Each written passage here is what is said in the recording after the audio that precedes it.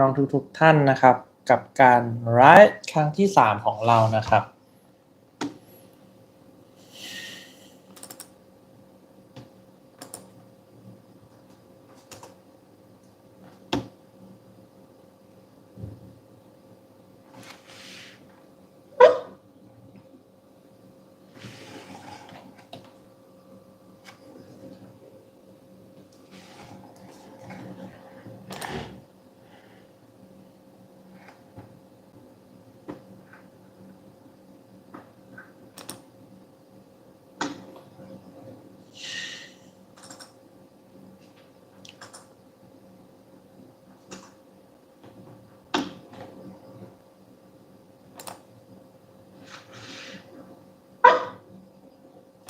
กับการไลฟ์ครั้งที่3ของเรานะครับน้องทุกท่านนะครับกับการไลฟ์ครั้งที่3ของเรานะครับเดี๋ยวตอนนี้กำลังขอลองไมค์ก่อนนะครับว่าเป็นยังไงบ้างกับการไลฟ์ครั้งที่3ของเรานะครับน้องทุกท่านนะครับกับการไลฟ์ครั้งที่3ของเรานะครับเดี๋ยวตอนนี้กำลังขอลองไมค์ก่อนนะครับว่าเป็นยังไงบ้างกับการไลฟ์ครั้งที่3ของเรานะครับโอเคครับตอนนี้ก็3 ทุ่มแล้วนะครับผมก็สวัสดีนะครับพี่ๆน้องๆคุณปู่คุณป้าคุณพ่อคุณแม่ทุกท่านนะครับวันนี้ก็เป็นการไลฟ์สดครั้งที่3นะครับของเรานะครับประจำสิ้นเดือนพฤษภาคมแล้วนะครับสิ้นเดือนนะครับเหมือนสิ้นใจนะครับทุกวันทุกคนก็คงเข้าใจนะครับก็วันนี้นะครับอยากจะมาแชร์ประสบการณ์นะครับเกี่ยวกับเรื่องของการไปทดสอบยางนะครับของ Goodyear Assurance Magard นะครับผมแต่ก็ก่อนที่เราจะมาพูดถึงไอ้ตัวการทดสอบยาง Goodyear Assurance Magard สัปดาห์นี้ที่ผ่านมามันมีเรื่องข้อมูลอย่างอันหนึ่งที่แบบว่าน่าสนใจคิมก็เลยอยากจะมาแชร์ข้อมูลให้เพื่อนๆที่รับชมในไลฟ์สดครั้งนี้นะครับผมก็เป็นเกี่ยวกับเรื่องของการเติมลมนะครับทุกๆคนเนี่ยรู้อยู่แล้วว่าก็จะมีการเติมลมก็คือลมธรรมดาเนาะทั่วๆไปนะครับเติมลมไนโตรเจนนะครับอันนี้ก็เป็นที่แพร่หลายในปัจจุบันนะครับแล้วก็อันสุดท้ายเนี่ยนะครับที่คิมอยากจะพูดถึงก็คือการเติมลมด้วยแก๊สอาร์กอนที่ว่าเขาไว้แบบเชื่อมเหล็กอะไรเงี้ยครับซึ่งมันเป็นเรื่องแปลกเหมือนกันนะที่เขาเอามาเติมลมในลมยางซึ่งอันนี้คิมก็ไปเช็คข้อมูลมาแล้วโอเคมันมีจริงแต่ว่าคิมจะมาบอกเลยนะครับว่าสเต็ป1ลมธรรมดาเป็นยังไงลมไนโตรเจนเป็นยังไงแล้วก็ลมอาร์กอนเป็นแก๊สอาร์กอนเป็นยังไงนะครับผมต้องบอกอย่างนี้ก่อนครับว่าลมธรรมดาเนี่ยหรือที่ทั่วไปเนี่ยที่คนสามารถที่จะเติมได้ตามปั๊มนะครับหรือว่าร้านยางทั่วไปลมธรรมดาตัวนี้ข้อดีของมันก็คือมันเป็นลมที่สามารถหาเติมได้ง่ายสะดวกแล้วก็ฟรีทุกที่นะครับซึ่งข้อเสียของมันจริงๆของการเติมลมธรรมดาเนี่ยมัน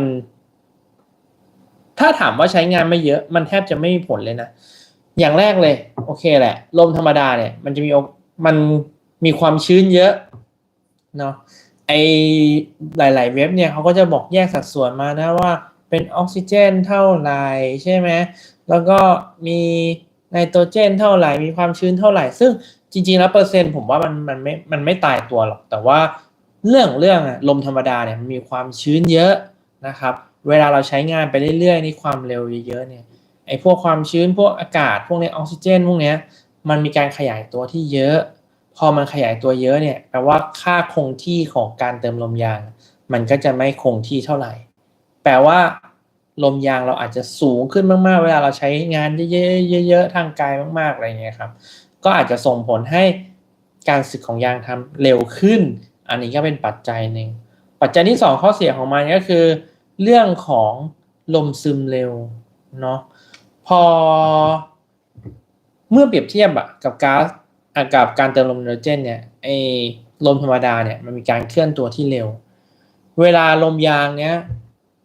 มันอยู่ในท้องยางครับมันก็จะพยายามผลักดันตัวเองออกจากท้องยางให้ได้มากที่สุดลองคิดสภาพเหมือนลูกโป่งนะครับลูกโป่งตอนแรกที่เราเติมเต็มเนี่ยพอใช้ไปสักพักเนี่ยมันก็แฟบลงแฟบลงแฟบลงทางที่มันไม่มีรอยรั่วเลยใช่ครับลมเนี่ยมันซึมออกจากน้ำยางต่างๆมันก็ค่อยๆแฟบลงยางรถยนต์ก็เหมือนกันถ้าเราเติมลมยางธรรมดาไปเนี่ยอัตราการเคลื่อนที่มันเร็วกว่าอนุภาคมันเล็กเนี่ยมันก็ซึมไหลผ่านตามรูยางเนี่ยแหละครับมันก็จะสูญเสียลมได้เร็วขึ้นนะครับเพราะฉะนั้นเนี่ยการเติมลมธรรมดาเนี่ยมันก็เลยความนิ่งของการเติมลมน้อยนะครับส่วนที่สองก็คือเรื่องของเราต้องเช็คลมบ่อยๆนะเพราะว่าลมอาจจะหายไวกว่าลมไนโตรเจนได้นะครับส่วนที่สองก็คือลมไนโตรเจนนะครับลมไนโตรเจนแน่นอนครับว่าไนโตรเจนเนี่ยเป็นก๊าซเฉื่อยเป็นก๊าซเฉื่อยอัตราส่วนไนโตรเจนมันก็จะเยอะกว่าเนาะไอเปอร์เซ็นต์เนี่ยผมไม่อยากพูดถึงเหมือนเดิมนะเพราะว่าเขาบอกว่าไนโตรเจน90%แล้วก็ทำให้มีออกซิเจนมีความชื้นน้อยอะไรเงี้ยแต่ในความเป็นจริงอ่ะเราต้องถามว่าเวลาเราไปเติมลมไนโตรเจนอ่ะแต่ละที่เนี่ยมันจะเป็นเครื่องทำไนโตรเจนเนาะเครื่องทำไนโตรเจนตัวเนี้ยมันก็จะมีฟิลเตอร์ไส้กรองเนาะไอไส้กรองพวกนี้ก็คือจะนำหน้าที่ในการดักความชื้นถ้าเราไปร้านที่พรีเมียมโอเคแต่เขาอาจจะเปลี่ยนกรองหรือเปล่าอันนี้เราไม่รู้แต่ถ้าสมมุติว่าไปร้านทั่วไปแล้วเขาบอกว่าโอ้เขามีเครื่องเติมลมไนโตรเจนเลยแต่ว่าเราเนื้อในเราไม่รู้เขาอาจจะไม่เคยเปลี่ยนกรองความชื้นเลยก็ได้2 ปี3 ปีแล้วทำให้ความชื้นที่มันผสมในไนโตรเจนมันอาจจะเปอร์เซ็นต์ที่เยอะขึ้นก็ได้แต่ว่าอันนี้ทั้งนี้ทั้งนั้นอ่ะไอ้คำว่าไนโตรเจนโอเคแหละมันดีกว่าก็คือมันเป็นก๊าซเฉื่อยนะการซึมของลมยางมันก็เลยจะช้ากว่านะครับส่วนอีกส่วนหนึ่งพอมันซึมช้ากว่าความนิ่งความ stable ของมันเนี่ยมันก็จะมีมากกว่าทำให้ลมยางของเราที่การใช้งานเนี่ยมันก็มีความนิ่งเนาะการขยายตัวน้อยกว่าก็มีความนิ่งการก่อถนนดีอายุการใช้งานนานขึ้นนะครับแล้วก็ส่วนที่ดีอีกข้อหนึ่งก็คือเราอาจจะโทษทีครับก็คือหนึ่งเลยโทษหนึ่งเลยก็คือเรื่องของการเติมลมมันมีความนิ่งมากกว่าทำให้เกาะถนนดีนะครับอายุการใช้งานนานนะครับส่วนที่สองเนี่ยเราอาจจะไม่ต้องเช็คลมยางบ่อยๆก็ได้นะครับสำหรับลมไนโตรเจนโดยปกติลมธรรมดาอาจจะ2 วีคครั้งวีคละครั้งอะไรเงี้ยแต่อันนี้แบบเดือนละครั้งอะไรเงี้ยนะครับก็เป็นเหตุผลหนึ่งที่ใช้ลมไนโตรเจนแต่ว่าข้อเสียของลมไนโตรเจนแน่นอนแหละมันก็คือเรื่องของค่าใช้จ่ายเพราะว่าลมไนโตรเจนนะทุกคนรู้อยู่แล้วมันไม่มีที่ไหนให้บริการฟรีนะถ้าสมมติว่าคุณไม่ได้เปลี่ยนยางกับเขาอยู่ดีคุณไปเปลี่ยนลมไนโตรเจนเติมลมไนโตรเจนอย่างเงี้ยเขาก็เก็บเงินคุณอยู่แล้วเพราะว่าเขามีการลงทุนเครื่องเติมลมไนโตรเจนไปก็จะเป็นข้อดีข้อเสียนะครับของลมธรรมดากับลมไนโตรเจนแต่วันนี้ที่อยากจะพูดถึงก็คือการเติมแก๊สอาร์กอนนะแก๊สอาร์กอนเนี่ยมันดียังไงถ้าเราไปเปิดดูตามตารางธาตุเนี่ยเราต้องบอกอย่างนี้ก่อนครับว่าแก๊สอาร์กอนเนี่ยมวลเนี่ยถ้าเปรียบเทียบกันระหว่างลมธรรมดาลมไนโตรเจนนะแล้วก็แก๊สอาร์กอนเนี่ยแก๊สอาร์กอนเนี่ยจะเป็นมีมวลที่ใหญ่กว่าทั้ง2ตัวนี้ทั้งออกซิเจนและก็ไนโตรเจนนะครับ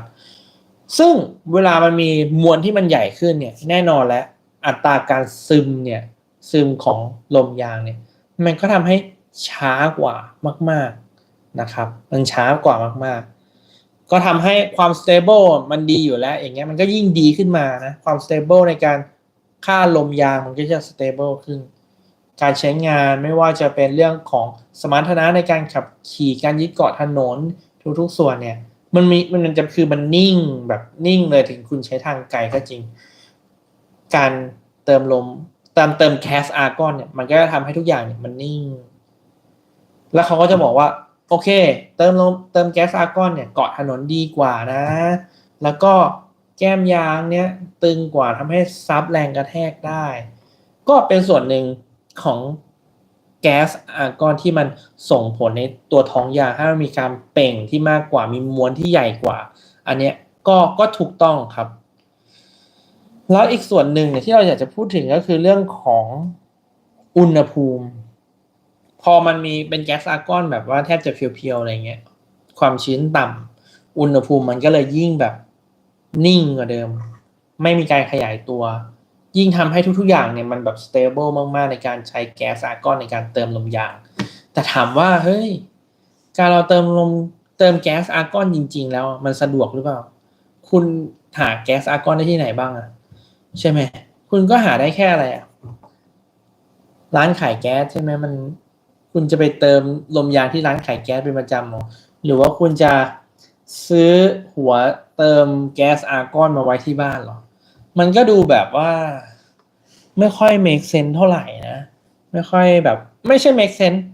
ผมว่าบางคนที่รักรถแล้วก็ชอบใช้รถในเรื่องของแบบว่า stable มากๆอะไรเงี้ยเขาอาจจะชอบเขาอาจจะลงทุนแต่ว่าในกรณีที่แบบใช้ทั่วไปผมว่ามันก็อาจจะเกินความจำเป็นไปนิดนึงไม่นิดอะเกินความจำเป็นไปมากนะครับในการที่จะใช้งานชีวิตประจำวันเดินออกไปทางไกลต่างจังหวัดอะไรเงี้ยคุณสามารถเติมลมธรรมดาเติมลมไนโตรเจนได้นะครับไม่ต้องเสียตังค์เยอะๆเพื่อเติมแก๊สอาร์กอนอะไรเงี้ยแล้วก็ถ้าสมมติว่าคุณอยากจะได้ยางเงียบๆจริงๆเอาจริงๆคุณไปซื้อยางแบบประเภทแบบนุ่มเงียบหรืออะไรเงี้ยมันยังจะช่วยเรื่องความเงียบมากกว่าเพราะว่าอะไรรู้ไหมเพราะว่าจริงๆเสียงมันออกจากลายดอกยางถ้าสมมติว่าคุณไปเติมอย่างเงี้ยมันแนบสนิทก็จริงแต่ว่าเขาก็จะมีทฤษฎีว่ามันแบบฟิตพอดีทำให้เสียงมันเงียบขึ้นมันอาจจะไม่ใช่พอยต์จริงๆของมันอาจจะช่วยแหละช่วยไม่เยอะนะครับเพราะฉะนั้นคุณไปเลือกดอกยางที่มันแบบเงียบดีกว่านะครับน่าจะ reasonable ในการใช้งานปกติใช้งานทั่วๆไปมากกว่านะครับสำหรับการเติมลมยางนะครับก็เติมลมธรรมดาเติมลมยางไนโตรเจนเติมลมยางเติมแก๊สอาร์กอนเนี่ยคุณสามารถใช้ได้ทั้ง3แบบแหละนะครับแต่ว่าโดยปกติส่วนตัวผมเนี่ยทุกวันเนี่ยผมก็เติมลมธรรมดานะผมว่าการเติมลมธรรมดาของผมมันดีอย่างตรงที่ว่าผมได้ตรวจเช็คสภาพยางเป็นประจำหมายถึงว่าพอวีคหนึ่ง2 วีคเนี้ยเราก็เช็คลมเนี้ยมันทำให้เหมือนกับว่าเราได้ดูเช็คยางสภาพยางไปด้วยทุกวันอย่างเงี้ยมันก็เช็คยางไปในตัวคุณภาพยางมันจะได้ไม่เสียหายหรือว่ายางเกิดยางเสียหายยางบวมเราก็รู้ทันทีนะครับผมโอเคเรามาพูดถึงของการที่เราไปเทสไดร์ยางกูเยียอาซูแลนแมกกาดกันนะครับก็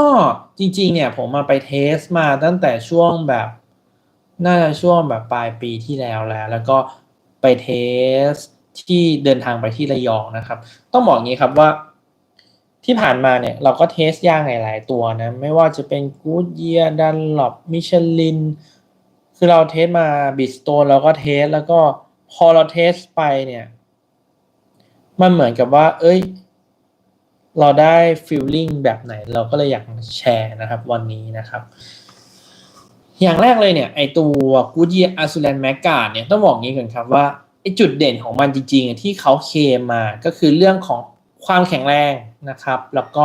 การรีดน้ำที่ดีนะครับของ Goodyear Azulane Maggard นะครับก่อนหน้านี้มันเป็นรุ่น Maggard SUV นะปัจจุบันก็เป็นรุ่น Maggard ที่มีเพิ่มขึ้นมาสำหรับยางรถเก๋งรถคอมแพคอะไรเงี้ยนะครับก็จริงๆใจผมอยากลองเพราะว่าอะไรรู้ว่าที่แบบว่ารีวิวด้วยทดลองเนี่ยว่าใจอยากลองที่ผ่านมาในอดีตต้องบอกว่าผมก็เชื่อมั่นในยางแบบมิชลินบิสโตนโยโกคอนติอะไรเงี้ยมาตลอดเพราะว่าเรารู้เนี่ยเราได้ยินเรารับสื่อสารรับอะไรอย่างเงี้ยมาตลอดเนาะจนรู้สึกว่าแบรนด์อื่นๆแบรนด์กลางๆมันจะดีเหมือนกับแบรนด์บนพรีเมียมบ้างไหมอะไรเงี้ยโอเคเราก็ไปทดลองเพราะว่าก่อนหน้านี้มันไปลองอีกตัวหนึ่ง Comfort Trade ของ Goodyear แล้วก็ Dunlop อีกตัวหนึ่งนะไอตัว LM705 มันก็เอาจริงๆนะผมก็รู้สึกว่าไม่ได้แตกต่างกันมากนะกับกลุ่มยางพรีเมียมสักเท่าไหร่นะผมก็เลยโอเคลองดูว่า Goodyear Azulane Maggard เป็นยังไงนะครับก็ทริปเนี่ยจริงๆเนี่ยก็คือเริ่มตั้งแต่กรุงเทพนะครับไปถึงที่ระยองนะครับก็ช่วงนั้นผมจำได้ผมเป็นช่วงหน้าฝนของปีที่แล้ว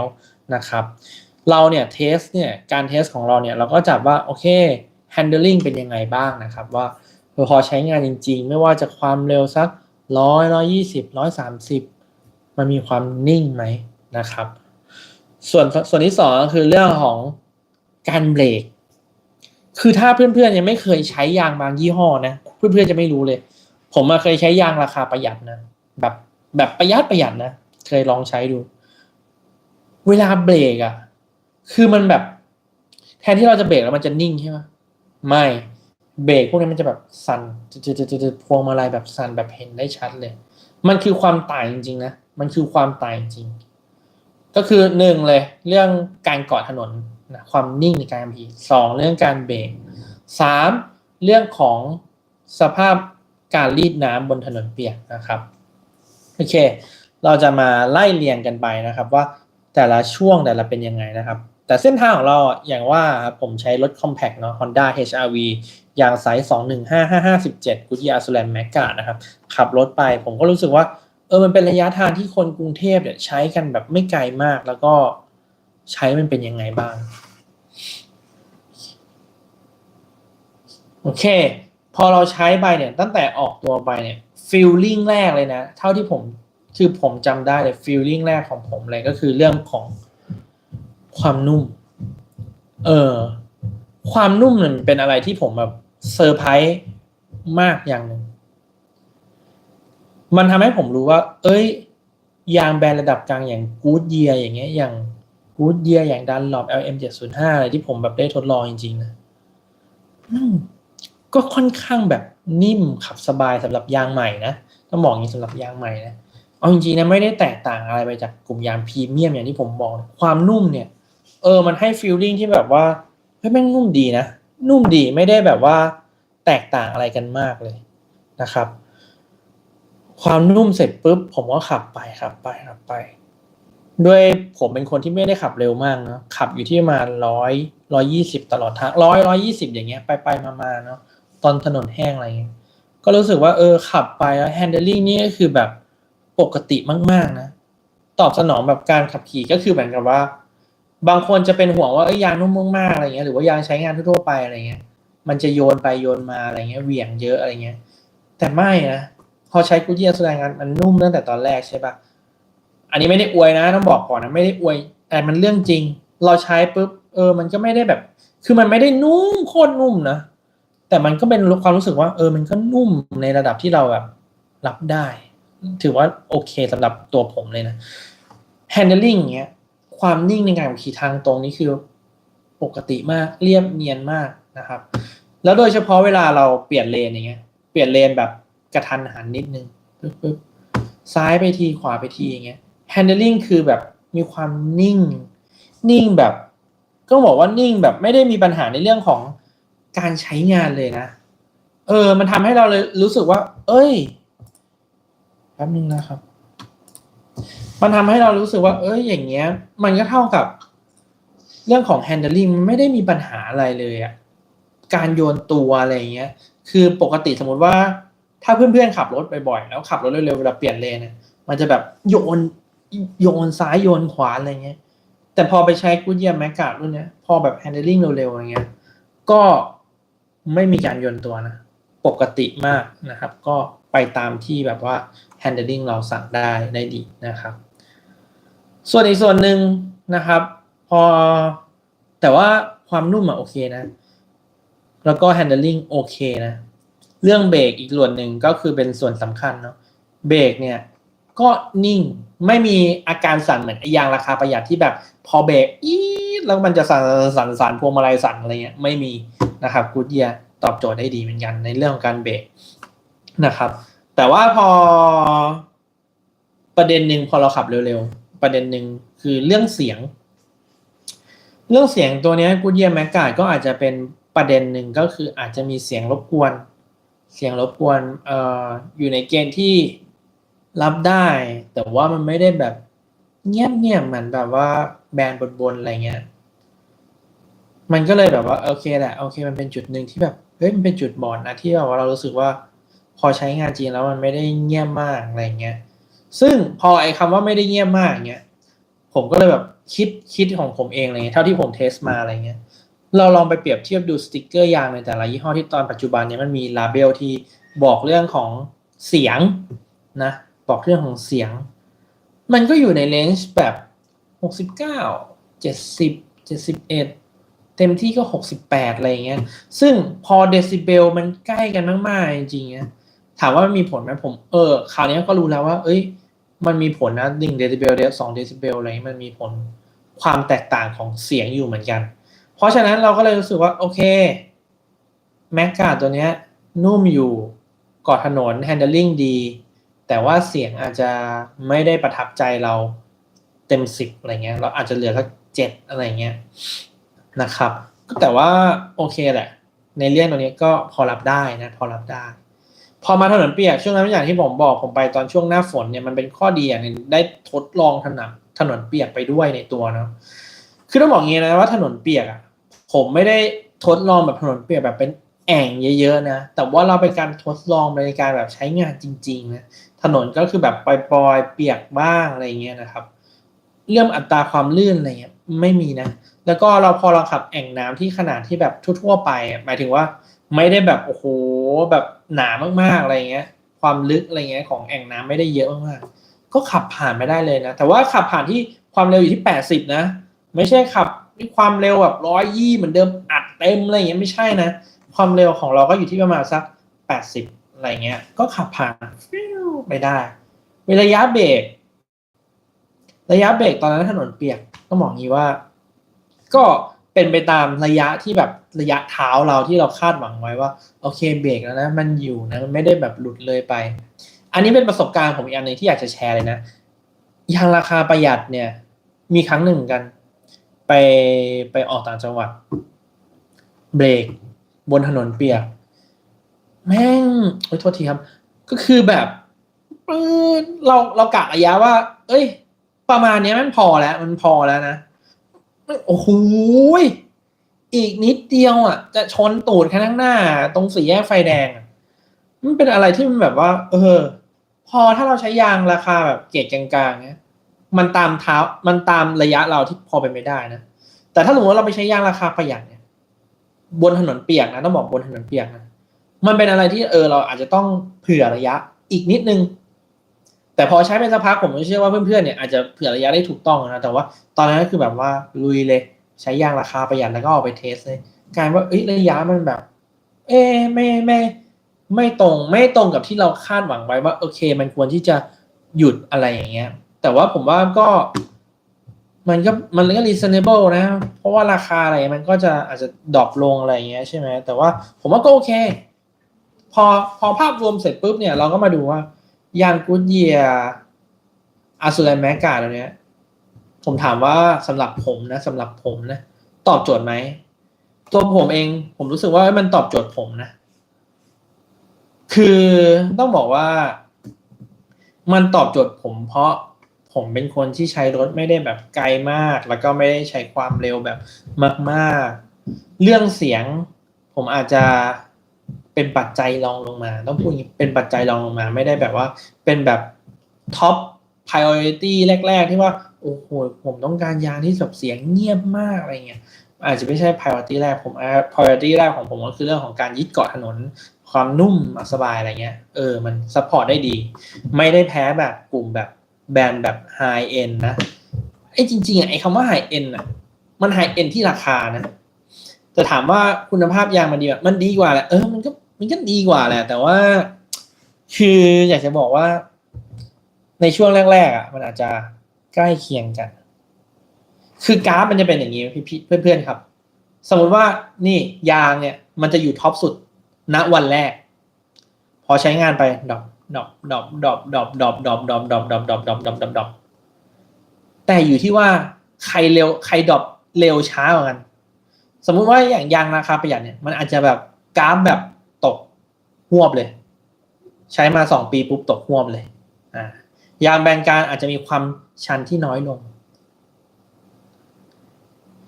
ยางแบรนด์บนพรีเมียมที่เขาบอกว่าพรีเมียมกันอย่างแบบ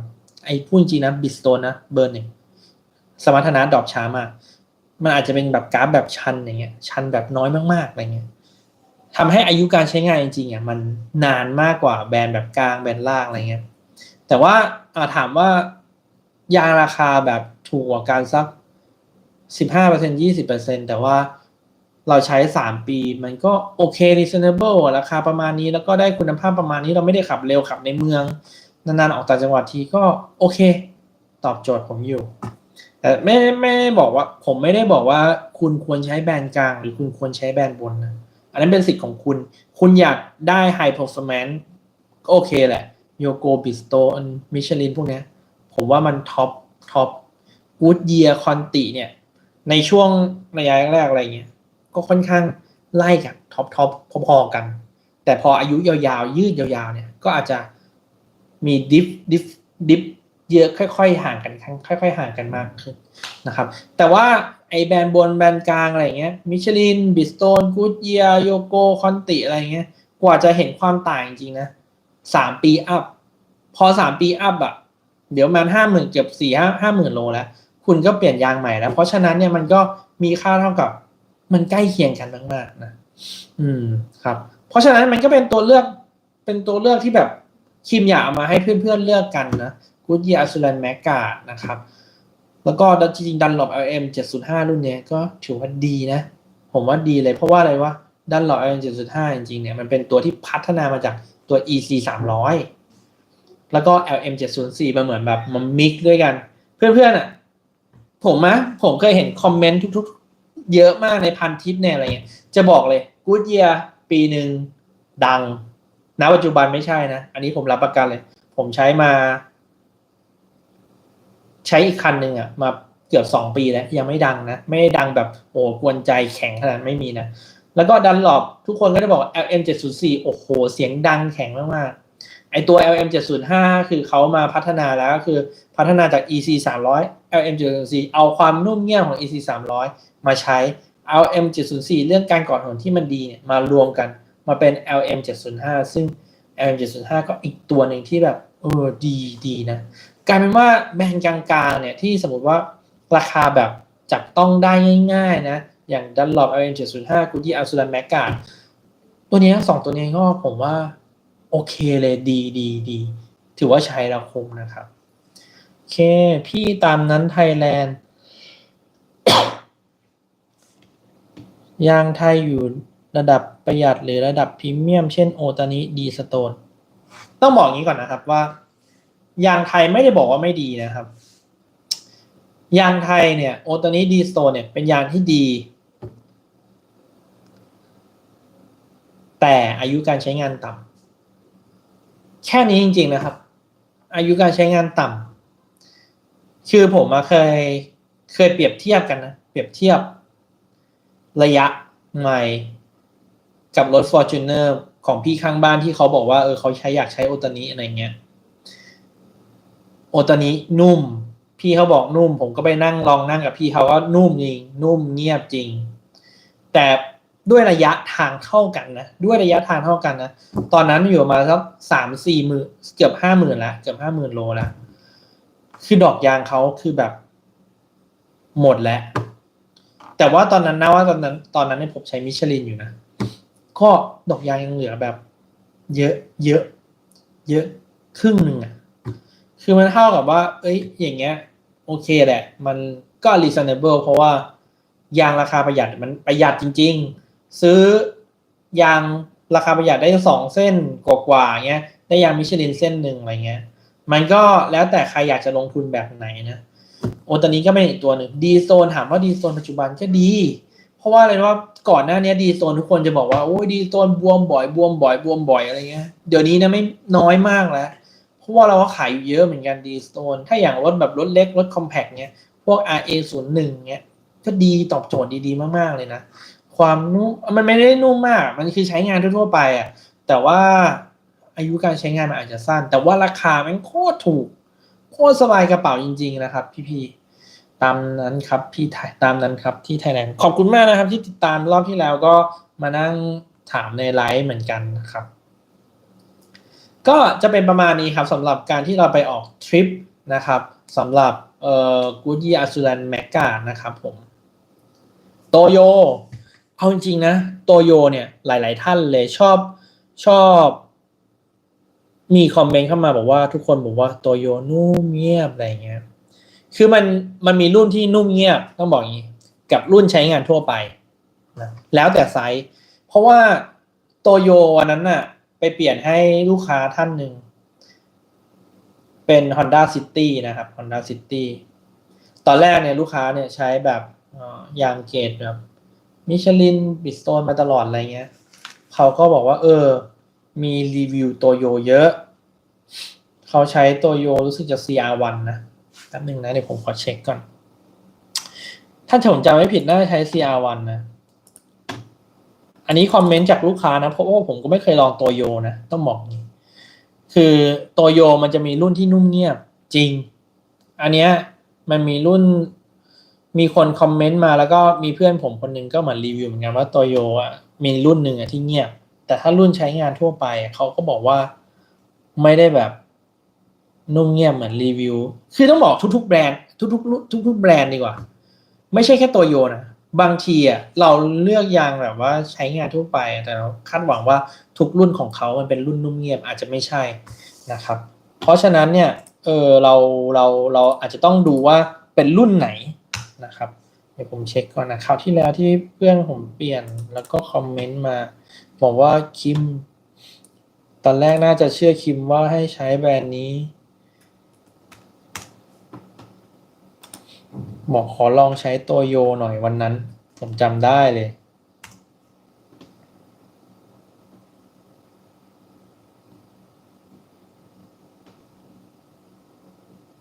CR1 จริงก็ใช่เป็นสำหรับรถเล็กนะ Honda City 18556เพื่อนก็บอกว่าถ้าไปเปรียบเทียบกับแบรนด์บนแล้วอะไรเงี้ยก็ไม่ค่อยเงียบเท่าไหร่นะครับสำหรับโตโยแต่ว่าถ้าสมมติว่าไอตัวเงียบของเขาอ่ะแป๊บนึงนะผมจำชื่อรุ่นไม่ได้แต่ว่ามันจะมีรุ่นเงียบตัวหนึ่ง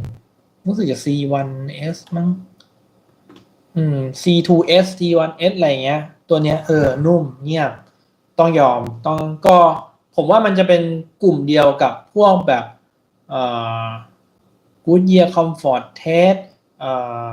ถ้ามิชลินก็เทียบกับมิชลินแบบ Primacy อะไรอย่างเงี้ยเพราะว่าเป็นตัวพรีเมียมของโตโยนะครับ C1S C2S นะครับถ้าคุณจะใช้รุ่นนุ่มเงียบของโตโยก็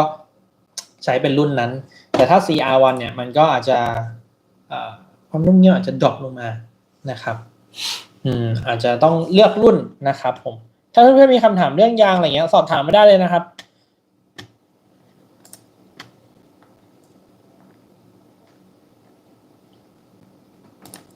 จริงๆที่วันนี้เรามาพูดโตโยไม่ใช่มาพูดกู๊ดเยียร์เนี่ยจริงๆแล้วก็คือเดือนหน้าเรามีโปรกู๊ดเยียร์ด้วยนะครับแล้วก็อีกสักพักหนึ่งก็จะมีเทสไดฟ์กู๊ดเยียร์อีกตัวหนึ่งเป็นยางรถไฟฟ้าเนี่ยน่าสนใจมาก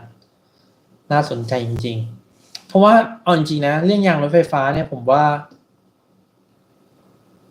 มันเป็นสิ่งหนึ่งที่ทุกคนคาดหวังแล้วก็มีกำลังแบบว่าเริ่มค้นหากันเยอะขึ้นสำหรับยางรถไฟฟ้าแต่ว่าบ้านเรามันไม่มีจริงๆน้อยจริงๆแล้วก็อีกอย่างหนึ่งยางรถไฟฟ้าผมพูดเลยนะว่าคุณอาจจะถ้าสมมติว่าคุณใช้ยางแบบไม่ต้องยางรถไฟฟ้ารถใหม่ๆรุ่นใหม่ๆถ้าสมมติว่าคุณเป็นคนเดินทางไกลนะถ้าคุณอยากจะลงทุนในเรื่องของยางรันแฟตอะไรเงี้ยผมว่ามันก็ปลอดภัยดีนะเพราะว่ารถรุ่นใหม่มันไม่ค่อยมียางอะไหล่มันเป็นปัญหามากๆเลยสำหรับเวลาเกิดเหตุฉุกเฉินอะไรเงี้ยมันก็ปลอดภัยขึ้นแล้วบอกอย่างนี้นะว่าทุกๆแบรนด์ต้องบอกอย่างนี้คอนเซ็ปต์ของทุกๆแบรนด์จริงๆนะเขาพยายามที่จะออกแบบผลิตภัณฑ์ให้ทุกท่านเนี่ยมีความเขาเรียกอะไรความปลอดภัยในการขับขี่มากที่สุดเพราะฉะนั้นเนี่ย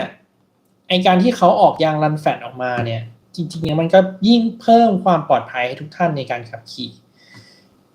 เพราะฉะนั้นเนี่ยถามว่ายางถ้าใช้รถทั่วไปแล้วไม่ใช้ยางรันแฟตได้ไหมได้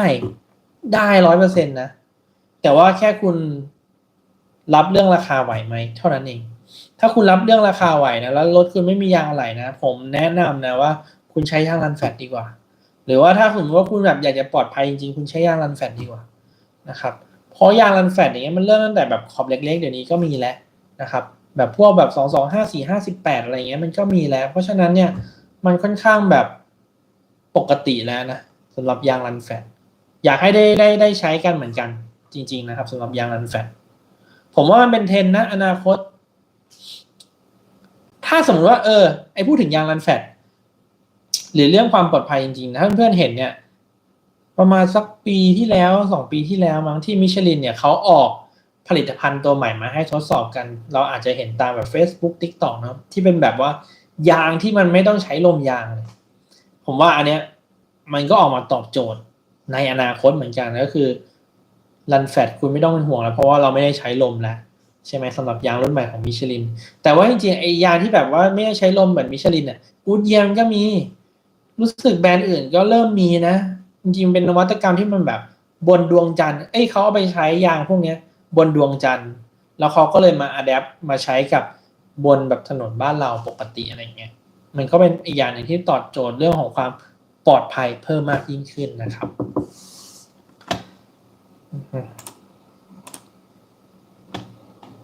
วันนี้ผมอาจจะไม่ค่อยเฟสเท่าไหร่นะผมอาจจะไม่ค่อยสดชื่นเท่าไหร่วันนี้ไม่ค่อยสบายเท่าไหร่ต้องขอโทษเพื่อนๆทุกท่านด้วยนะครับโรคกระเพาะถามหานะครับทำงานหนักเกินไปนะครับ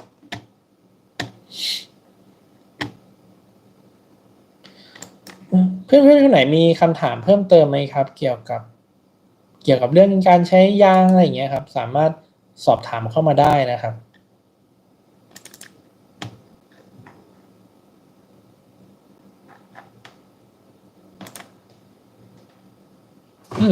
งั้นผมขออนุญาตสรุปนิดนึงนะครับสำหรับการไลฟ์ครั้งนี้จริงๆเนี่ยผมอยากจะมาแชร์ประเด็นนี้ครับก็คือในการที่เราจะเลือกใช้ยางเนี่ยโอเคทุกท่านเนี่ยอาจจะไม่เคยได้ลองแบบยางแบบหลายๆยี่ห้อหลายๆรุ่นมากๆใช่ไหมครับถ้าสมมติว่าวันนี้ผมมาพูดเรื่องการเทสไดรฟ์ของยางแบบมิชลินบิสโตนโยโกเพื่อนๆก็อาจจะรู้สึกว่ามันก็ดีอยู่แล้วทุกคนก็รู้อยู่แล้วอะไรเงี้ยผมก็เลยแบบว่าอยากจะมาพูดว่าการที่ผมได้ไปทดสอบพวกยางแบบดันลอปอย่างกู๊ดเยียร์อะไรเงี้ยจริงๆแล้วมันไม่ชุบแบบว่ามันไม่ได้แตกต่างอะไรมากกับยางกลุ่มแบรนด์บนๆเลยนะครับเพราะฉะนั้นเนี่ยเพื่อนๆเนี่ยมันสมรรถนะการขับขี่ความนุ่มอะไรเงี้ยมันก็เป็นอะไรที่แบบรับได้จริงๆนะครับก็เป็นส่วนหนึ่งที่อยากจะมาแชร์กันเพราะว่าอย่างนี้คือบ้านเราต้องยอมรับอย่างหนึ่งว่าเรื่องเสียงเรื่องการได้ยินรับรู้เนี่ยของแบรนด์ใหญ่ๆคือทำโฆษณาแบบหนักมากหนักมากหนักมากทุกคนยอมรับไหมอย่างมิชลินเงี้ยโหพี่มาริโอมาเลอร์อย่างเงี้ยอย่างบิสโตเนี่ยโอ้โหครองใจเบอร์ 1บ้านเราอยู่แล้วใช่ไหมดันหลอบอย่างเงี้ยโอเคทุกคนก็อาจจะรู้จักกันแต่กู๊ดเยียร์อย่างเงี้ยจริงๆมีแฮนด์คุกอีกก็ดีนะอย่างกู๊ดเยียร์อย่างเงี้ยคือมันแบบเป็นแบรนด์เบอร์ 1ที่อเมริกานะแต่ว่าบ้านเรากลับไม่ค่อยนิยมกันแต่ส่วนตัวผมอะคือแบบรู้ว่ามันดีแล้วใกล้ๆเคียงกับแบรนด์บนๆน่าใช้จริงๆและอีกแบรนด์หนึ่งนะที่อยากให้ลองใช้จริงๆนะก็คือคอนติคือ2แบรนด์เนี้ยคอนติกับกู๊ดเยียร์มันเป็นแบรนด์ที่แบบบ้านเราไม่ค่อยทำแบบไม่ค่อยคึกคักต้องบอกอย่างนี้ไม่ค่อยคึกคักแต่2แบรนด์นี้มันเป็นแบรนด์ที่แบบดีมากๆนะคือผมมาไปถามเพื่อนที่อยู่ยุโรปอะไรเงี้ยเขาก็ถามกันว่าเอ้ยไม่ใช่ผมไปถามเพื่อนนะบ้านยูเขาใช้ยางอะไรกันวะเขาบอกว่าอ๋อใช้ยางคอนติกันเยอะนะเอ้าเหรอไม่ได้ใช้มิชลินเหรอไม่นะเขาใช้คอนติกันเยอะอย่างไปอเมริกาเพื่อนที่อยู่แบบว่าย้ายไปอยู่อเมริกาอย่างเงี้ยเขาก็บอกว่าเขาก็ใช้กู๊ดเยียร์กันเยอะนะอะไรเงี้ยแล้วก็ไอยางทางเลือกแบบยางราคาประหยัดก็เยอะเหมือนกันนะไม่ได้ว่ามิชลินแบบเบอร์ 1บิสโตนแบบเบอร์ 1บ้านเราไม่ใช่นะคือมันมีแบรนด์อื่นแบรนด์กู๊ดเยียร์แบรนด์คอนติแบรนด์ดันลอปคือในแต่ละประเทศเนี่ยมันก็จะมีกลุ่มใช้ที่แบบหลักๆที่เขาไว้ใจซึ่งในบ้านเราเนี่ยการตลาดมิชลินบิสโตนนี่คือเบอร์ 1แล้วมันทำให้คนมั่นใจในความปลอดภัยแต่ผมก็แค่อยากจะมาบอกว่าจริงๆมันมีแบรนด์อื่นที่มันปลอดภัยเหมือนกันนะไม่ได้แตกต่างอะไรไปจากแบรนด์ที่คุณแบบคิดว่ามันแบบดีมากๆเลยคือมันดีโอเคผมยอมรับมันดีแต่ไม่ได้หมายความว่ามีแค่แบรนด์เดียวนะที่คุณแบบใช้มิชลินดีกว่ามั่นใจได้ใช้บิตโตนดีกว่ามั่นใจได้จริงๆใช้คอนติเนนตัลมั่นใจได้ใช้กู๊ดเยียร์มั่นใจได้ใช้ดันหลอปมั่นใจได้นะครับก็จะประมาณนี้นะครับสำหรับ คลิปนี้นะครับที่มาไลฟ์พูดถึงเรื่องของยางแบรนด์กลางแล้วก็แบรนด์ที่แบบไม่ค่อยได้ยินกันนะครับที่ไม่อยากจะพูดถึงก็พวกไม่ใช่ที่ไม่ได้กล่าวถึงพวกแบบมิชลินบิสโตนอะไรเงี้ยไม่ได้แบบมาบอกก็คือมันดีอยู่แล้วทุกคนรู้อยู่แล้วนะครับผมก็ยังไงขอบคุณเพื่อนๆมากๆนะครับที่มาติดตามไลฟ์สดครั้งนี้นะครับแล้วก็เดือนหน้าเนี่ยต้องบอกว่าเป็นช่วงหน้าฝนแล้วนะครับก็บ้านเพื่อนๆที่รั่วก็ซ่อมให้เรียบร้อยนะครับแล้วก็ยางนะครับถ้าโล้นนะครับถ้าร่องดอกยางหมดก็หาที่เปลี่ยนยางได้แล้วนะครับถ้าสมมติว่าไม่รู้จะไปเปลี่ยนยางที่ไหนก็มาเปลี่ยนที่ไทยบิดก็ได้เพราะว่าเรามีพวกแบรนด์ชั้นนำในบ้านเรามีหมดประมาณ18แบรนด์นะคุณจะเลือกแบรนด์ไหนเราก็มีหมดนะครับแล้วก็เดือนหน้าคือคิมจัดโปรแบบแทบทั้งเดือนทุกวีคแต่ว่าไม่ต้องติดตามว่าแบรนด์ไหนที่จัดช่วงไหนนะครับแน่นอนต้นเดือนเลขเบิ้ลมีแน่นอนนะครับแล้วทุกวีคจะเป็นแต่ละยี่ห้อแต่ละรุ่นไปนะครับยังไงก็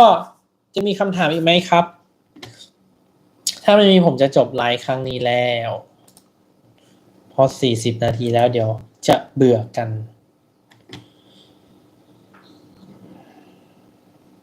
ขอบคุณพี่ๆมากๆนะครับงั้นวันนี้ขอจบไลฟ์เพียงเท่านี้ครับสวัสดีครับกู๊ดเยียร์ผลิตจีนมั่นใจได้ไหมคืออย่างนี้ครับไอเรื่องผลิตที่ไหนเนี่ยต้องบอกอย่างนี้นะมันเป็นประเด็นเหมือนกันจริงๆมิชลินก็ผลิตจีนนะมีนะกู๊ดเยียร์ก็มีผลิตจีนนะใช่เอ่อแต่ว่าต้องบอกอย่างนี้ว่ามาตรฐานการผลิตมันไม่ใช่โรงงานจีนอย่างที่ผมบอกไปก็คือถ้าอย่างแบรนด์ที่เราไม่รู้จักเลยคือแบบแบรนด์จีนแบบงานไทยเอ็กโปที่วีที่แล้วที่ผมไปไลฟ์สดอะไรที่ผมไลฟ์สดคือเราไม่รู้เลยว่าคุณมาตรฐานเขาเป็นยังไงนะแต่พอมาพูดว่ามิชลินบิสโตนที่มิชลินที่ผลิตจีนกับมิชลินที่ผลิตที่ไทยต่างกันไหมไม่ต่าง100%นะครับกู๊ดเยียร์ที่ผลิตที่จีนกู๊ดเยียร์ผลิตที่ไทยต่างกันไหมไม่ต่างกันนะครับมาตรฐานเดียวกันเพราะว่าเวลาคือต้องบอกอย่างนี้ครับเวลาเขาจะใส่วัตถุดิบไปในยางเนี่ยเขาก็จะมีแบบเลนส์มาตรฐานว่ายางต้องเบอร์นี้ต้องมีมาตรฐานอยู่เท่าไหร่เลนส์ประมาณนี้เพราะฉะนั้นเนี่ยเวลาเขาจะเลือกผลิตไม่ว่าจะเป็นที่จีนอินโดเนี่ยก็เยอะนะยางบิสโตนก็ผลิตอินโดเยอะไทยพวกนี้จริงๆแล้วมาตรฐานไม่ได้ต่างกันเลยนะคือคุณใช้คุณบอกไม่ได้หรอกว่ามันแตกต่างกันแล้วก็ไม่ได้มีเหตุปัจจัยที่มันจะส่งผลเสียต่อยางเลยเพราะว่าเชื่อไหมมิชลินทุกวันนี้บางไซส์เนี่ยก็ผลิตที่จีนนะแล้วหมายความว่ายางมิชลินที่ผลิตที่จีนมันไม่ได้คุณภาพหรอไม่ใช่นะครับกู๊ดเยียร์ผลิตที่จีนก็ได้มาตรฐานเหมือนกันครับแน่นอนอันนี้ผมฟันธงนะคุณภาพไม่ได้แตกต่างกันแน่นอน100%นะเพราะว่าโรงงานพวกนี้มันมาตรฐานแล้วระดับโลกมันไม่ได้แบบแบรนด์จีนที่แบบว่ามีโรงงานเดียวในโลกอะไรเงี้ยแล้วก็ผลิตออกมาอันนั้นน่ะน่าเป็นห่วงเพราะว่ามันไม่ได้มีมาตรฐานแบบสูงมากๆอะไรเงี้ยนะครับยางดีเซนติกับดีสโตนและโอตานิดีไหมครับค่ายไหนดีกว่ากันพูดถึงยางซิ่งไหมครับเพราะว่าส่วนใหญ่ดีเซนติก็จะเป็นยางซิ่งนะ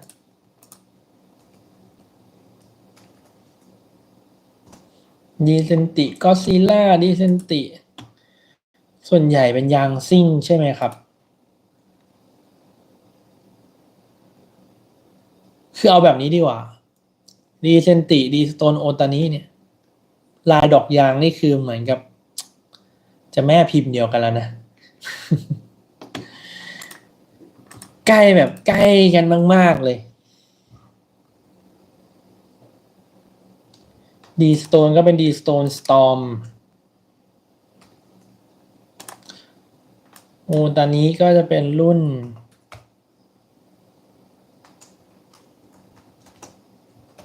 พี่ ยาง AT อ่าอ่าอ่าอ่าอ่าถ้าสามแบรนด์นี้นะถ้าสามแบรนด์นี้นะครับเอ่อ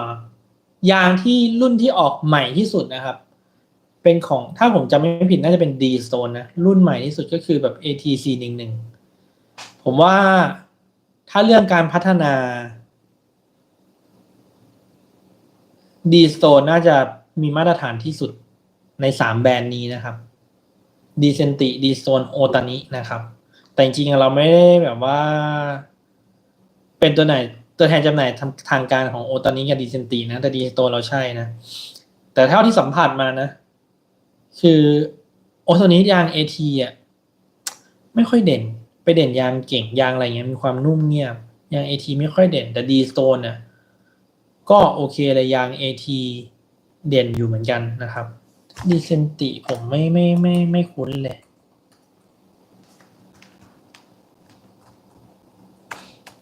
คือเรียนสติส่วนใหญ่จะเป็นยางรถซิ่งอ่ะที่ผมแบบ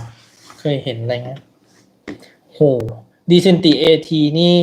แฮมเมอร์เอทีนี่เหมือนดอกยาง KO2 เลยคือก๊อปปี้ดอกยาง BFG Goodrich KO2 เลยนะเป๊ะเลยอ่ะดีเอที411ดีครับโอเคเลยครับใช้ได้อยู่เหมือนกันลูกค้าก็มันเป็นรุ่นใหม่เพิ่งออกมาไม่นานอ่ะแล้วก็เนื้อยางทนอยู่นะครับเนื้อยางทนแล้วก็ตะกุยดี ที่ขายมายังไม่มีปัญหาเรื่องแบบว่าเคมแบบบวมกระแทกแล้วบวมอะไรเงี้ยไม่มีนะครับก็โอเคเลยนะครับดีโซน AT411ตัวเลือกที่ถูกต้องครับใช่ครับ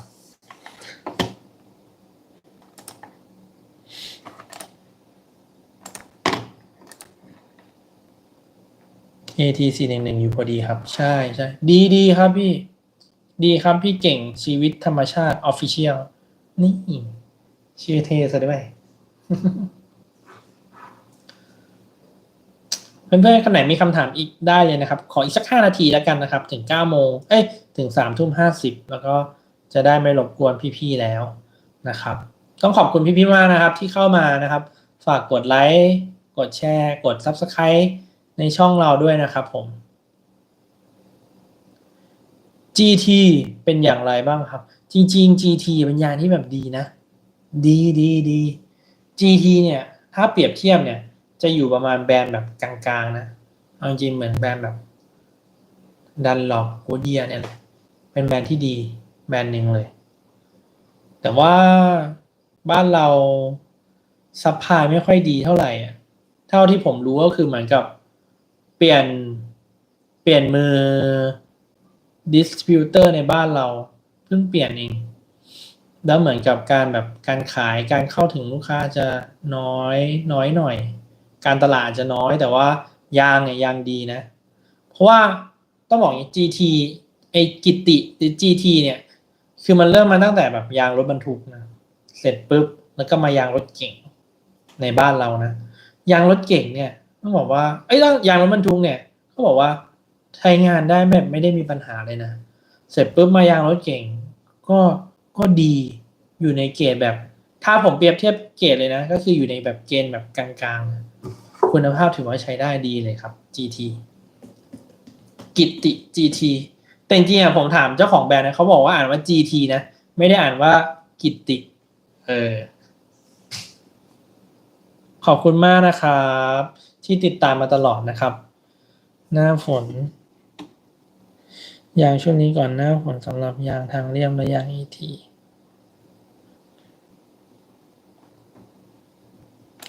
เอาจริงๆนะถ้าสมมติว่าเปรียบเทียบว่ายาง HT ยาง AT อันไหนแบบรีดน้ำได้ดีกว่ากันนะคือยาง HT อ่ะรีดน้ำได้ดีกว่าคือต้องบอกอย่างนี้ครับยาง AT ยาง HT มันดีอยู่2 อย่าง1มันรีดน้ำได้ดีกว่านะครับ2ลายดอกยางของดอกยางแบบ HT เอาใหม่นะโทษทีพูด AT HT ผิดเอาใหม่นะครับดอกยาง HT เนี่ยการระบายน้ำเนี่ยทำได้ดีกว่าแล้วก็ลายดอกยางของดอกยาง HT เนี่ยมันจะมีเขาเรียกว่าอะไรเป็นลายดอกยางแบบตัดฟิล์มน้ำได้เยอะกว่าเพราะฉะนั้นเนี่ยเวลาเราใช้งานของดอกยาง HT บนถนน ถนนหลักนะต้องบอกอย่างนี้ถนนหลักนะคุณจะได้เปรียบเรื่องของสมรรถนะในการขับขี่บนถนนเปียกมากกว่าการใช้ดอกยาง AT ที่เป็นก้อนๆนะครับในการคือดอกยาง AT มันไม่สามารถที่จะตัดฟิล์มน้ำได้สมมุติว่าเราพบแอ่งน้ำใช่ไหมถ้าดอกยาง AT มันจะตัดฟิล์มน้ำปุ๊บหน้ายางมันจะสัมผัสกับพื้นถนนได้เต็มที่แต่สมมติว่าถ้าคุณใช้ดอกยาง AT มันตะกุยแต่มันไม่ได้ตัดฟิล์มน้ำพอไม่ตัดฟิล์มน้ำหน้ายางบริเวณหน้ายางมันยังมีแบบว่าน้ำอยู่บนหน้ายางอยู่เวลาสัมผัสกับพื้นถนนทำให้การก่อถนนบนถนนเปียกบนพื้นถนนหลักนะถนนดำนะมันจะทำได้ไม่ดีเท่าดอกยาง HT นะครับแต่ถามว่าคุณใช้ยางในสวนในไร่ยังไงปัญหาเรื่องการปั่นฟรีเป็นปัญหาหลักของดอกถ้าในหน้าฝนนะคุณก็ต้องใช้ดอกยาง AT เพราะมันตะกุยได้ดีกว่าอยู่ที่ว่าพี่เก่งจะใช้หน้างานแบบไหนถ้าใช้บนถนนดำล้วนแล้วก็เป็นห่วงเรื่องหน้าฝนผมแนะนำให้ใช้ดอกยาง HT นะครับแต่ว่าถ้าอยากเท่ก็ขับเบาหน่อยแล้วกันนะครับพี่อยากเท่ผมเข้าใจนะบางคนบอกว่าดอกยาง HT ไม่สวยแก้มยางไม่สวยอยากได้ยาง AT มันก็ต้องแลกกันนิดนึงแต่ว่าอาจจะต้องแบบช่วงหน้าฝนอาจจะต้องขับช้านิดนึงนะครับ215 451 215 457ถ้าจะเพิ่มไซส์ซีรีส์แก้มยาวเลยเพิ่มหน้ายางอยากได้ยางนุ่มเงียบเอาจริงๆนะพี่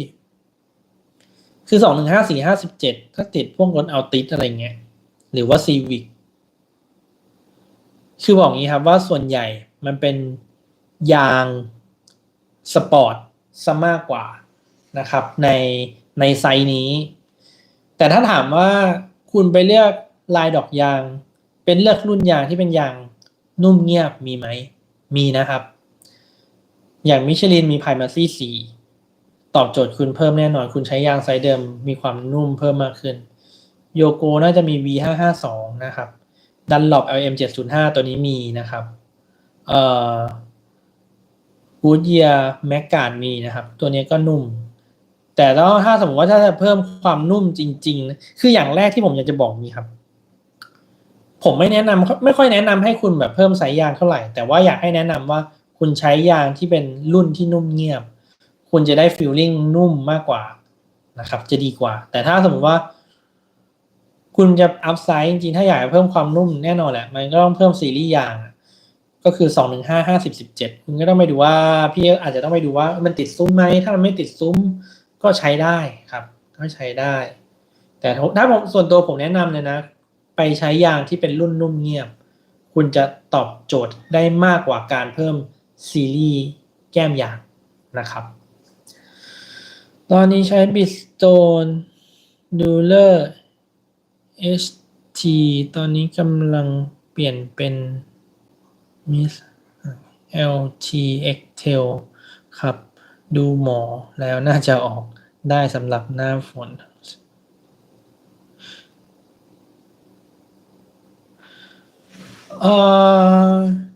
จริงๆ